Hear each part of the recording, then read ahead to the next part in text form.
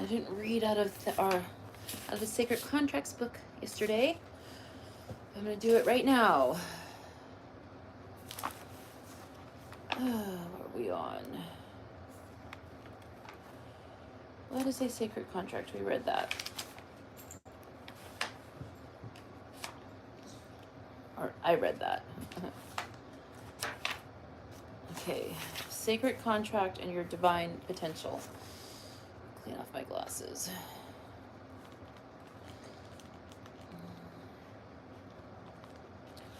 Hope everyone had a great weekend. On the day the mythic light bulb went off in my head and I saw that archetypes are a part of a person's spiritual chronology, I also realized that they are so ancient that they must predate our physical birth. Our archetypal, I think I'm saying that right, inheritance is prehistoric, primal.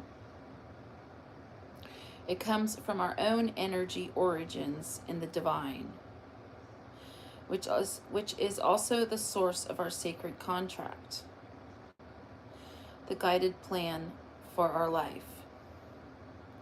We co-create our contract with divine guidance, and it includes many individual agreements or subcontracts to meet and work with certain people in certain places at certain times. For that reason, I will be using the plural contracts interchangeably with agreements throughout this book. Both terms represent the earthly commitments, the tasks you have been assigned, and the lessons you agree to learn in this incarnation in order to fulfill your divine potential. The experiences and relationships you are meant to have are with your parents, children, close friends, and any people with whom you share a passion for something. These people, as well as your adversaries, are in your life because you made an agreement with them prior to this lifetime to support each other's spiritual growth. Indeed, every relationship and experience is an opportunity for you to grow and transform your life. Some relationships may even offer multiple opportunities. In every one, you will have to choose how to exercise your own power. As I stress in all my work, choice is your greatest power. Choice is your greatest power. Choice is your greatest power. It is an even greater power than love, because you must first choose to be a loving person. For example, take the simple matter of someone apologizing to you for having spoken thoughtlessly or hurtfully. In that one instant, the power of transformation rests entirely with you. You can transcend the destiny of your anger and choose to forgive, transmuting that instant into exchange that restores energy to both of you.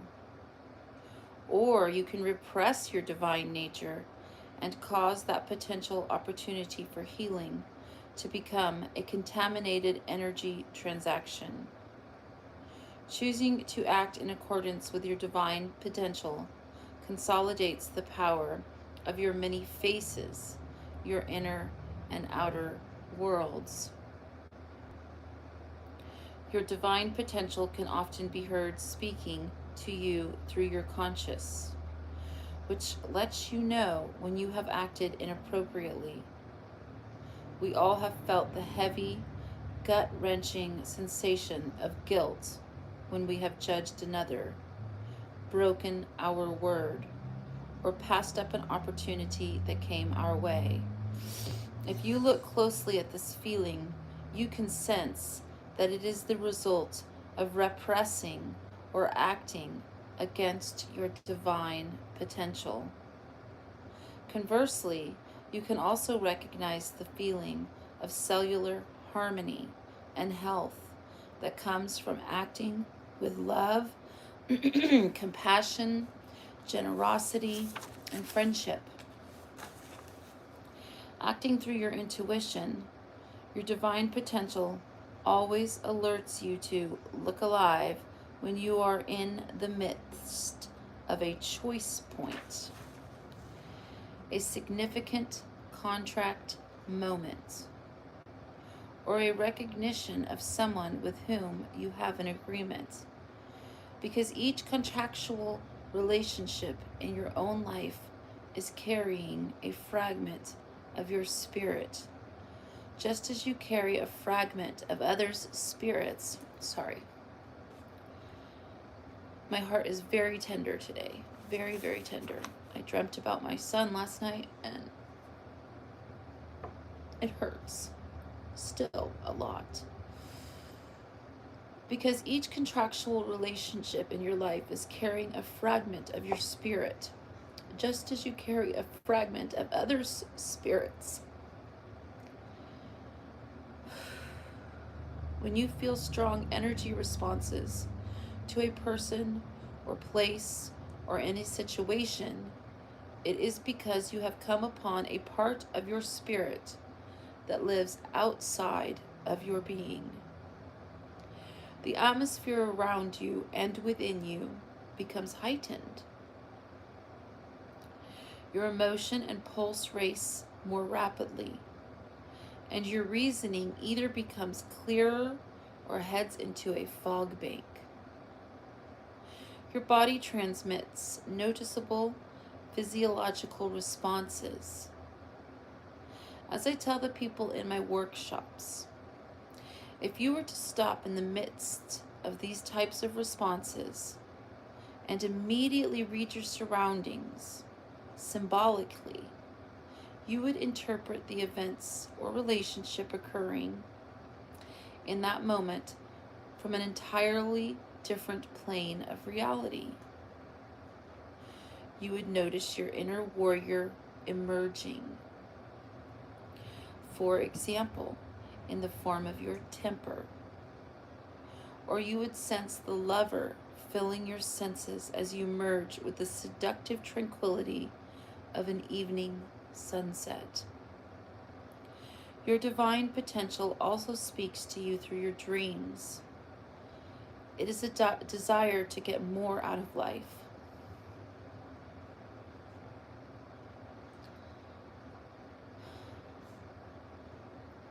But not just accomplishments or material gain, although these things sometimes manifest as a part of fulfilling your potential. Your divine potential is the fullest expression of your spirit. It is discovering the depths of your capacity to create and to express love, compassion, forgiveness, generosity, and wisdom. Your divine potential becomes more audible as you release your need to know why things happen as they do. It becomes more perceptible as you decide to look beyond the physical plane of life, past what the Hindus and Buddhists call Maya, or illusions, never revealing its full measure at once. Your potential motivates you to discover the greater purpose and meaning of your life.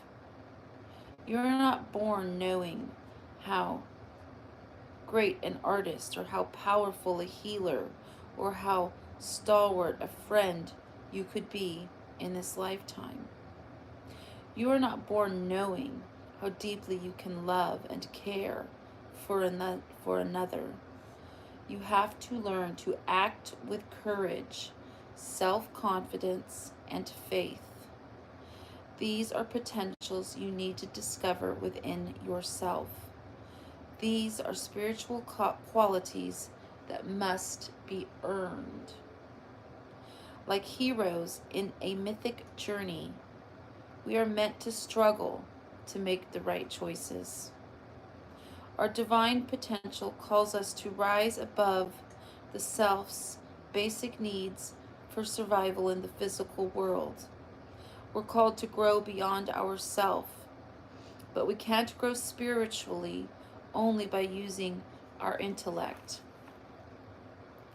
Divine order and divine logic are different from earthly logic and reason and cannot always be perceived by our minds.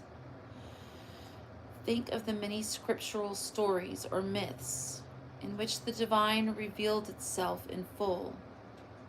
When the Lord appeared on Mount Sinai, he told Moses to warn the people to not look on him or they would perish. St. Paul was thrown from his horse and temporarily struck blind by a vision of the risen Christ. The elephant-headed Hindu deity Ganesha's human head was burned to cinders when his mother, Parvati, invented the god Shani to look at him, forgetting in her pride the destructive power of Shani's gaze. These accounts indicate the deeper truth that divine consciousness is not really apprehended by our human faculties.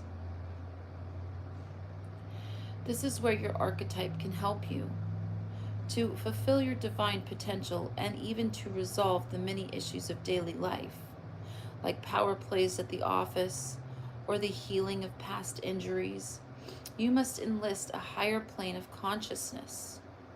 You must get beyond reason to where you can see and understand the symbolic or greater meaning of the experiences. Your archetypes are your guides into this realm of symbolic perspective. Your quest for meaning is in itself a form of spiritual practice. Questions such as, why have I been born? And how do I find the voice of God within me? Are in fact spiritual invocations, prayers that are answered not in words, but through experience.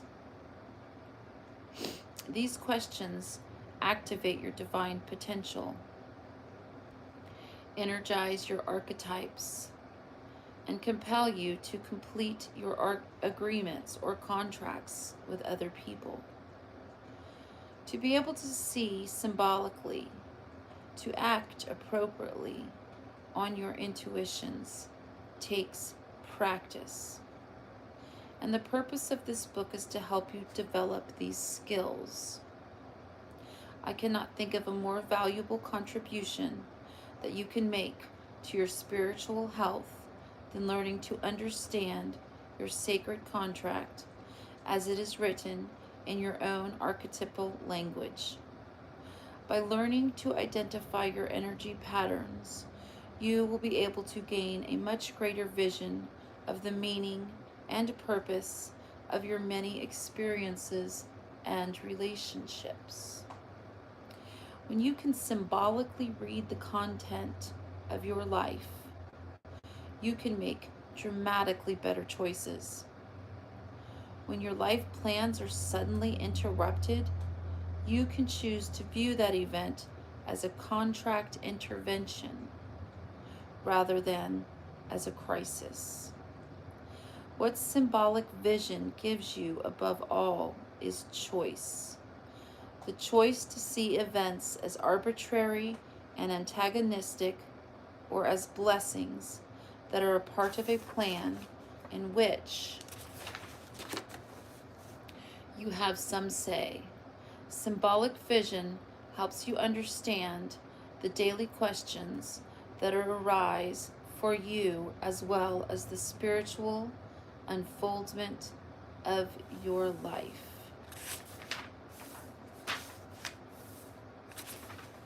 And that is it for today.